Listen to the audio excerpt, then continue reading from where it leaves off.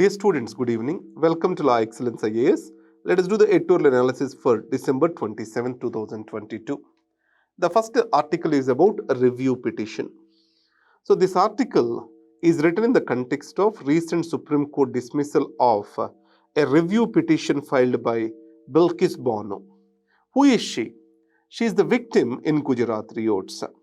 The convicted people, these were given a remission by the state government, and a petition filed by her in the Supreme Court was not accepted.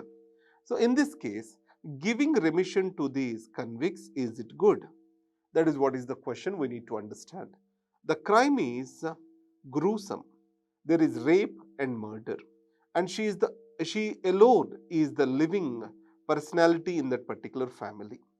These people, as they were given remission on August 15th, they were welcomed by the people with the flowers and sweets, and it has become a national news. In this case, in the Bilkis Bano case, where the trial happened, it is not in the Gujarat, it is in Maharashtra. And the second fact we need to remember is Bombay High Court has clearly stated that these people are not eligible for any remission. So these people went to Supreme Court and sought the remission over there by filing a petition which is called writ petition under Article 32 of the Constitution. Is it right to file writ petitions under Article 32 of the Constitution? That is the first question. And second, can Gujarat give remission in this case is the second question. The Supreme Court judgments, if we observe, Narej Sridhar Mirajkar case. So let us understand this case. The Supreme Court said is, no judgment of a court can be challenged under Article 32 of the Constitution.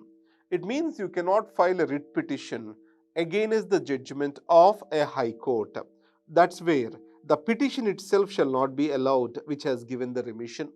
Second is, in the case of Sriharan, what the Supreme Court stated is, wherever the trial takes place, the state will have the power to offer the remission.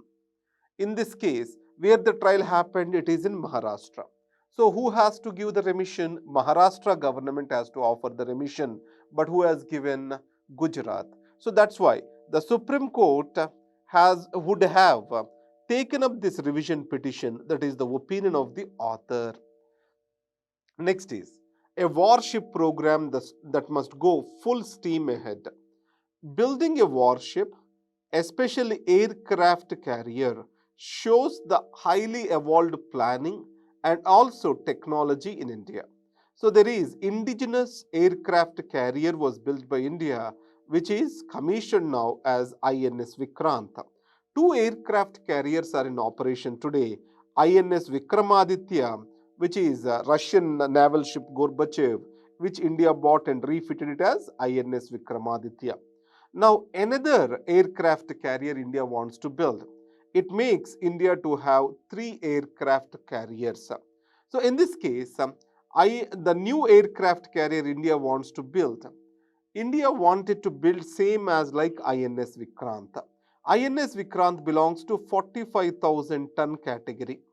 If you see, there are 3 categories, below 20,000, around 40 to 60,000, after that greater than 60,000. Like that, 3 different categories are there. If you go to United States of America, they have certain carriers which are called as super carriers. They are greater than 1 lakh ton in size. India also wanted to build a super carrier, but it has downgraded its expectations and wanted to build this INS Vikrant like carrier, because we want to benefit ourselves from the technology and knowledge which we have gained in building the INS Vikrant. On the other side, the threat from China is rising. So China is building the aircraft carriers which are in the category which have a displacement of 65,000 tons. And slowly it is moving into building the super carriers which are 1 lakh tons, having 1 lakh tons displacement. So India has to continuously improve its technology in building new naval ships and also in establishing military industrial complex in India. So which is the second largest importer of the weapons across the world? That is India. The first largest importer of the weapons is Saudi Arabia. So we can save a lot of forex, and also we will have self-sufficiency in security. So it is in the good interest of India to have this. The next is power roller caster. This is about Nepal politics. So the Nepal politics, if we see today, yesterday also I spoke about this. These indicate something called opportunism, and Prachanda stands central to this opportunism. So there was pre-poll alliance between Prachanda's Communist Party of Nepal Maoist Central and Nepali Congress. After elections, this coalition has got majority. Most of the seats are won by Nepali Congress, and Communist Party of Nepal won 32 seats with 11.13% of the votes. Now, Prachanda, to gain the power, he moved away from this coalition and joined the opposition, that is Communist Party of Nepal UML, and also Rashtriya Swatantrata Party, Rashtriya Prajatantra Party. See carefully, this Rashtriya Swatantrata Party is like our AAP, so which has given new hopes. And then Rashtriya Prajatantra Party, it's supported by monarchy. If you see Prachanda actually fought against monarchy, and then it wanted to transfer power to people and to make India a republic. To make Nepal a republic.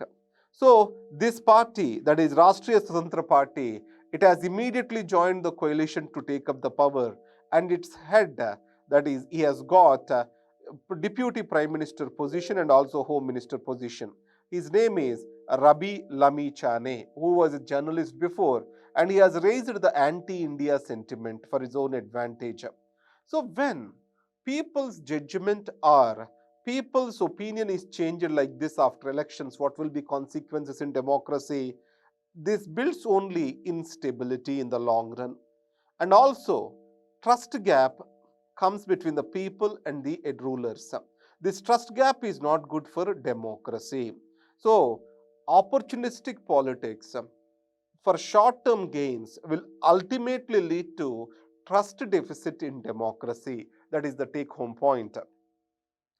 Expedite classification of nomadic tribes in quota lists. Paneltellscentre. So there is parliamentary panel on social justice and empowerment. What it has said is the government is unduly delaying including 260 plus denotified nomadic and semi-nomadic tribes under SC/ST OBC lists. In this case, as you are not being classified, what it is leading to, you are unable to get the programs.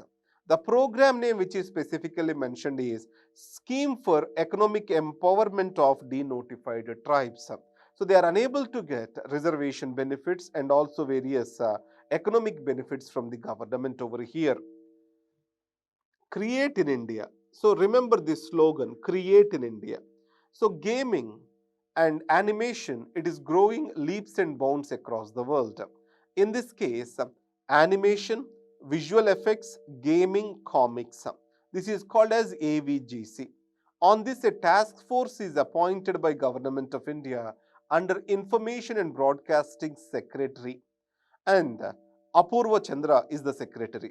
So this task force gave the report. What it majorly says is create in India shall be the guiding factor towards this animation, visual effects, gaming and comics industry. And also it has recommended for a mission. So National AVGC Extended Reality Mission to encourage the young children to get into. And also school curriculums need to be improved to focus on AVGC. These are the recommendations given. And next is the House report on capital attack.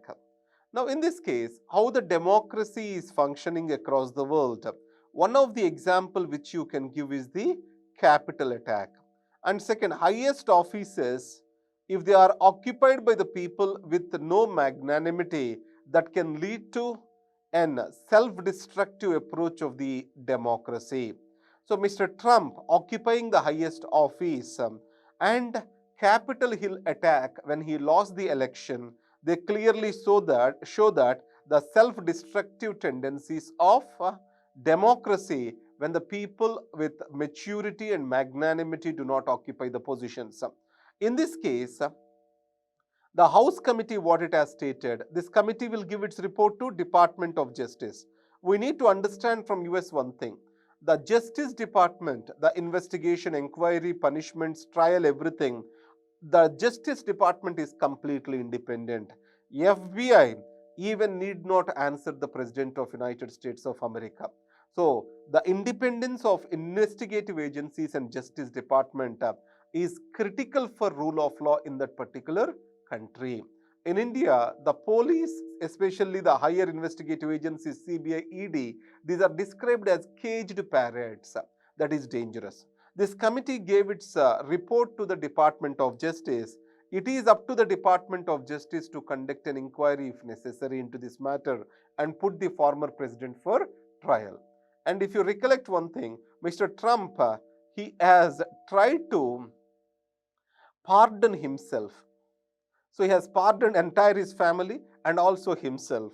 That is also a one constitution question. Can a president pardon himself? So these are the things we need to understand. So this capital attack, the complexity of the election system, how it can lead to trust gap again, that can be understood through this capital attack. These are the articles for today. Thank you very much.